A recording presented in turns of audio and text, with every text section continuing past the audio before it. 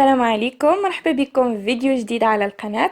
اليوم وصفتنا غادي تكون عبارة عن كاب كيك اللي غينبهر به الكبير قبل الصغير. مكوناته جد بسيطة لكن مذاقه ولا اروع.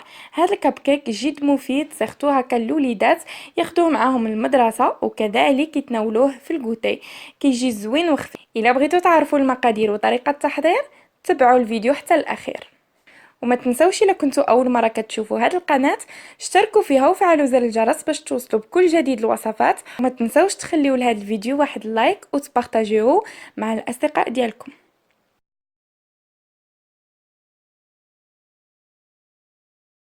كنحتاجوا في المقادير ديال هاد لي كاب كيك 3 ديال البيضات يكونوا بدرجه حراره المطبخ، كاس الا ربع سكر سنيده، كاس الا ربع زيت نباتيه، عندي نصف علبه من الياغورت. انا استعملت ديال الفاني، ممكن تستعملوا ديال البنان اللي يعجبكم ديروه ماشي مشكل. عندي هنايا كاس ونص ديال الدقيق الابيض اولا الفرينه.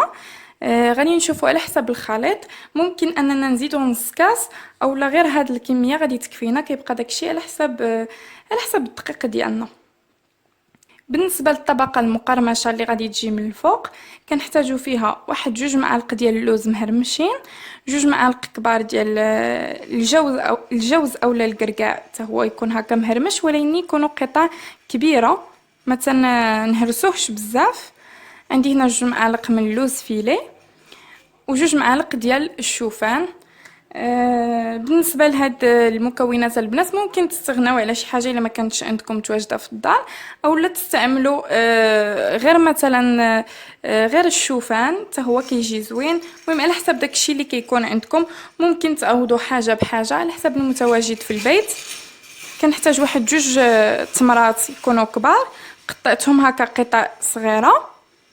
حتى التمر الا كانت ما متواجداش ممكن نعوضوها بالزبيب اولا نديروهم بزوج بيهم على حسب الرغبه.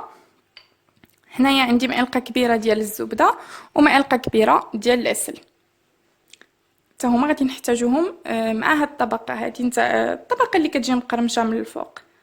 هنا عندي واحد سكر فاني، نسيت ما ذكرتوش لكم، واحد ساشي من سكر فاني 8 من وزن 8 غرام. وهنا عندي البيكنج باودر اولا الخميره ديال الحلويات، انا عندي هذه كبيره فيها 15 غرام، نتوما كديروا 2 اكياس. مهم يكون الوزن في المجموع يكون 15 غرام. دابا غادي ندوزو للطريقه. اول حاجه كناخذ واحد المقلاة كنديروا فيها هاد الزبده. غادي نبداو بديك الطبقه المقرمشه هي الاولى، غادي نديرها فوق البوطه حتى تبان لي الزبده بدات تطلق، عاد غادي نزيد عليها ديك العسل. دابا غادي نضيف العسل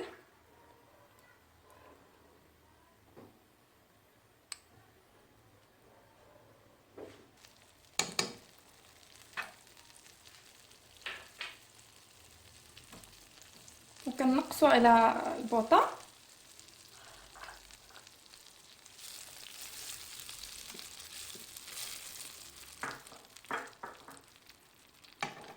وغادي نضيف المكونات الجافه اللي سبق لي وذكرت لكم. ما غاديش نضيفو غير التمر اللي ما غاديش نضيفوها دابا صافي، وكنبقاو نخلطو مع التحريك المستمر. لكن النار البنات خصها تكون مهيله باش داك اللوز فيلي ما يتحركش لينا. كنبقاو مستمرين هكا كنقلبوا فيه حتى يتحمر وياخذ لينا داك اللون هكا مذهب.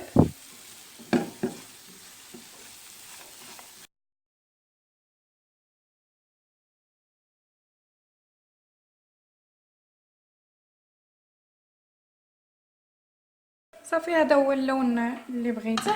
دابا غادي نطفي البوطه وغادي نضيف داك التمر. نضيفها دابا ما حد باقي الخليط هكا حامي باش تشرب ليا حتى هي ديك العسل والزبده.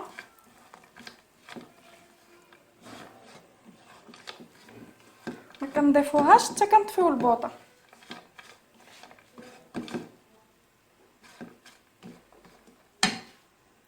هما المكسرات من بعد ما حيدتهم فوق البوطه. نبقاو مره نحركوهم هكا، نخليوهم حدانا مره نحركوهم حيت كل ما بقاو غاديين وكيبردوا فكيبقاو يتحجروا لينا وكيلصقوا مع بعضياتهم، فكنحركوهم باش من بعد غادي نحصلوا على قطع صغيره. يعني اصلا فاش غادي نجيو نديروهم غادي نفرتوهم هكا بيدينا. صافي دابا غادي نخليهم جانبا وغادي ندوزو باش نحضروا الكيك ديالنا.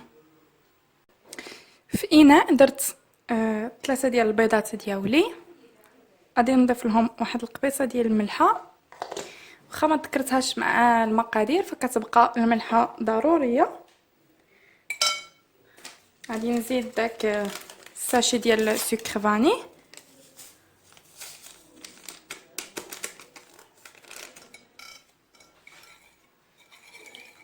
وغادي نزيد السكر، وغادي نضربهم او نخلطهم غير هكا بالخلاط اليدوي. فانا تعمدت اليوم ندير لكم هاد لي كاب كيك بالخلاط اليدوي فقط. بزاف ديال الاخوات اللي دائما فاش كنشوفوني نستعمل الضراب الكهربائي كيقولوا لي ديري لنا كيكات اللي هما فقط بالخلاط اليدوي، نظرا لبعض البنات ما تيتوفروش على الضراب الكهربائي. فتنضربوا البيض ديالنا مزيان وغادي نعاودو نتلاقاو.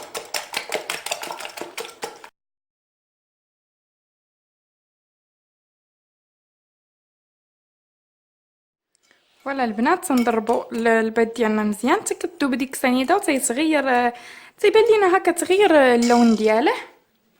فبالنسبه للبنات اللي بغات تسهل على راسها وتربح الوقت اكثر وكان متواجد عندها الخلاط الكهربائي في الدار فتستعملوا، ما كانش متواجد تستعملوا غير الضراب اليدوي عادي. دابا غادي نضيفوا الزيت،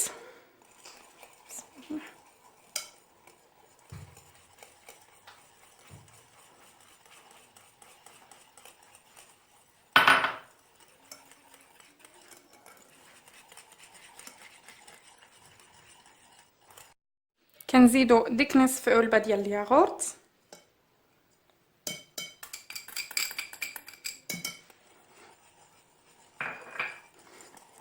اولا 50 غرام.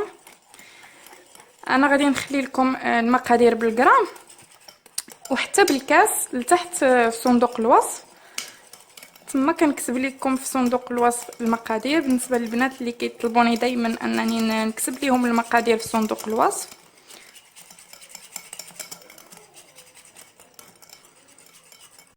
دابا غادي نبقاو نضيفوا الدقيق غير شويه بشويه.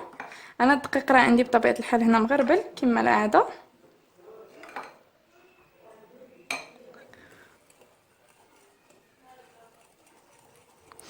كنضيفوا الدقيق على دفعات وغادي يبقى يبان لينا الخليط القوام اللي بغينا نحصلوا عليه.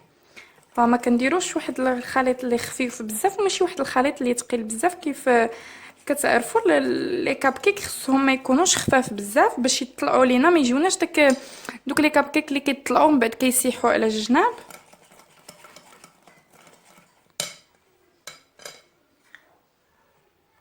انا عندي هنا كاس ونص كيف قلت لكم قبيله، وغادي نشوفوا واش غادي يخصني نزيد عاده تنحتاج فيهم كاس ونص.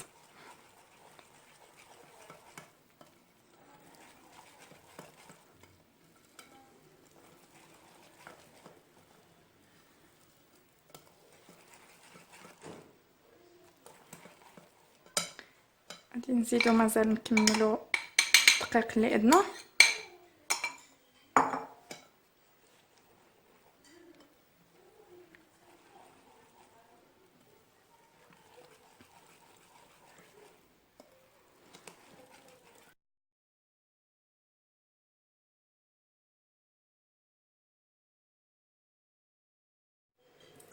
هانتوما البنات الخليط ديالنا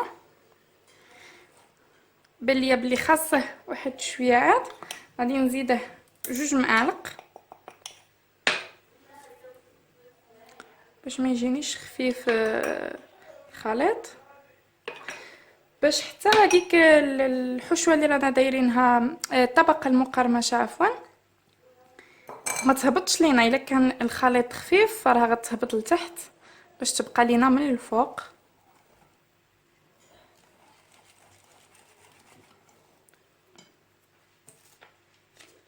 غنضيف كذلك ديك خميره الحلويات. مهم نتوما الا كنتو استعملتو الساشي فيها 8 غرام فكديروا زوج فيها 16 غرام، ماشي مشكل، ما بين 15 غرام حتى 16 غرام ديال خميره الحلويات. صافي هذا هو القوام ديال الخليط البنات. هانتوما ثقيل ماشي خفيف، وبطبيعه الحال ماشي ثقيل بزاف. القياس ديالو زدت على داك كاس ونص ديال الدقيق، زدت عليهم غير 2 معالق كبار ديال الدقيق. هانتوما كيف كيكون. دابا غادي ندير قطيرات من الخل. ضروري الخل في جميع الكيكه البنات، حيتاش تيساعد في النجاح ديال الكيك، كذلك تيحيد ديك الزفوره ديال البيض.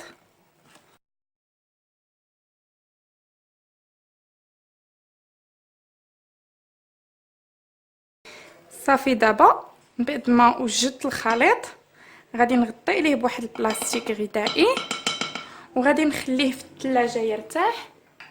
ضروري تخليوه يرتاح البنات. علاش؟ لحقاش كيجي خفيف وناجح اكثر الى خفاف، فبحال اللي تيختمر. فاش كنديروه في الفران تيطلع مزيان على اننا نطيبوه مباشره. فإلا كان عندكم الوقت من الأحسن تخليوه شحال ما جهد اللي خليتوه في الثلاجة يرتاح كيكون أحسن. يا إما ديروا هاد الطريقة تخلطوه وتخليوه يرتاح في الثلاجة، أولا ديك الساعة كتعمروه في القوالب أولا دوك الكويخطات نتاع الكاب كيك وكتحتفظوا بهم في الثلاجة أولا خارج الثلاجة، ماشي مشكل، حتى يفوت واحد نص ساعه ساعه على حسب الوقت اللي عندكم وعاد طيبوهم. لكن انا كنفضل هاد الطريقه، من الاحسن نخليهم دابا هكا يرتاحوا، عاد من بعد غادي نديرهم في القوالب ونطيبهم. قلت لكم اللي يقدر يخليهم اكثر يخليه اكثر، واخا يبقاو حتى جهد 4 ديال السوايع ماشي مشكل، غير خطيوه وديروه في الثلاجه. هانتوما كتوجدوهم هكا في النهار، من كتبداو نهاركم توجدوهم تخليهم في الثلاجه حتى وكان كتشقاو كطيبوا غداكم وكلشي، من بعد كتلقاوهم في العشيه موجودين، غير تجبدوهم وتطيبوهم للكوتي اولا تعطيوهم لوليداتكم يدوهم معاهم المدرسه، فكيجيو رائعين.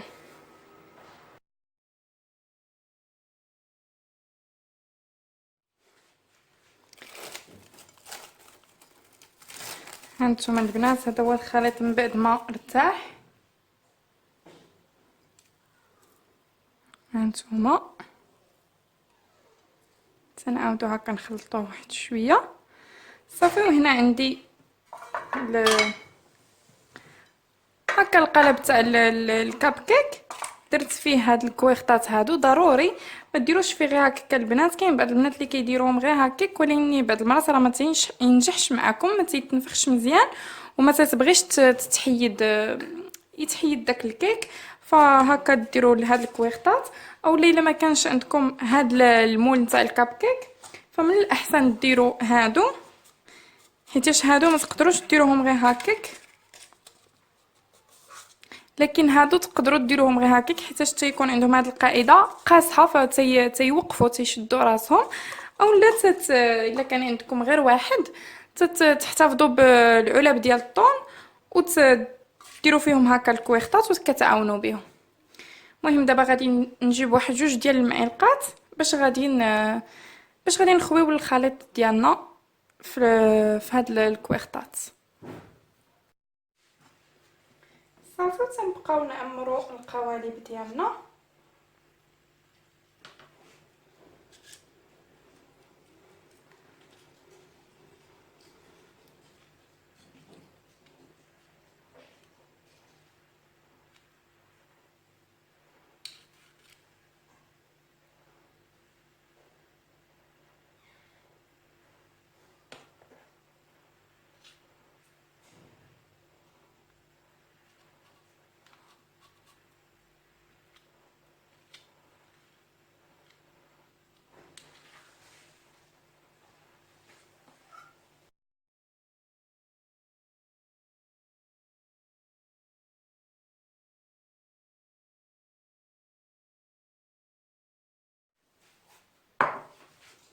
صافي دابا كملت كاع لي كاب كيك اللي عندي عمرتهم. حاولت نخليهم هكا يكونوا متساويين باش نحاول هكا يجوني قد قد. دابا غادي ندير من الفوق ديك الطبقه المقرمشه اللي صايبنا. هيا راه بقيت كنحرك فيها مره ما حدها كانت باقا سخونه، فكيوليو الطريفات بحال هكا صغارين. ما تخليوهاش من تطفيو عليها النار، تخليوها هكذاك في المقله بلا ما تحركوها، فغادي تحجر تولي لكم كامله محجره ويتلاصقوا. فكل مره كتحركوها باش تحصلوا على هاد الطريفات بحال هكا. الا كان باقي شي طريف كبير كتحلوه غير هكا بصبعكم. دابا غادي ندير كل وحده كندير فيها من الفوق، وكيف قلت لكم الخليط راه ثقيل فما غاديش يدخلوا لينا في العجين بزاف، كيجيو هكاك باينين من الفوق بحال اللي تيتغرسوا غير شويه في العجين. المهم غادي ندير لهم كامل هاد الطبقه هذه، وعاد غادي ندخلهم الفران ندخلهم ليه كيكون بارد حتى تنبغي ندخلهم عاد تنشعل عليه ونخليهم حتى كيطيبوا، وغادي نعاودوا نتلاقاو باش تشوفوا الشكل النهائي.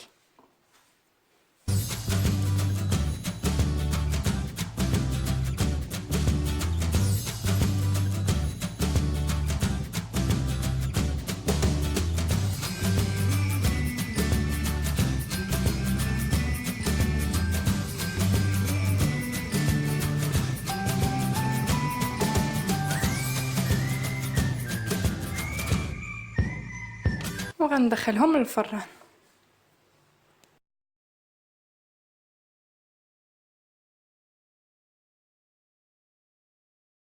هانتوما البنات، ها الشكل النهائي ديال الكاب كيك ديالنا كيجي على هذا الشكل. كيف شفتوا البنات لي كاب كيك ديالنا كيجيو مزينين بهاد القطع ديال التميرات، الكركاع، اللوز، الشوفان، كيعطيوهم هكا منظر زوين. فكاضافه الا بغيتو ديروها كتاخذوا شويه من الصلصه ديال الكراميل وكديروها من الفوق.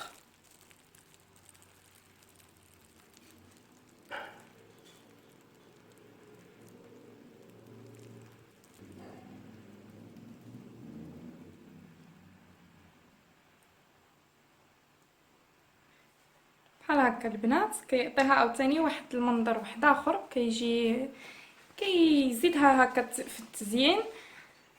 اولا تقدروا تخليوهم غير هكذا عاديين. المهم انا ما غاديش ندير لكلشي لحقاش مازال ما غاديش نقدمهم، حتى كنبغيو نقدمهم عاد كنديروا هاد الصلصه من الفوق. وكيف قلت لكم ممكن تخليوهم غير هكاك راهم كيكونوا زوينين.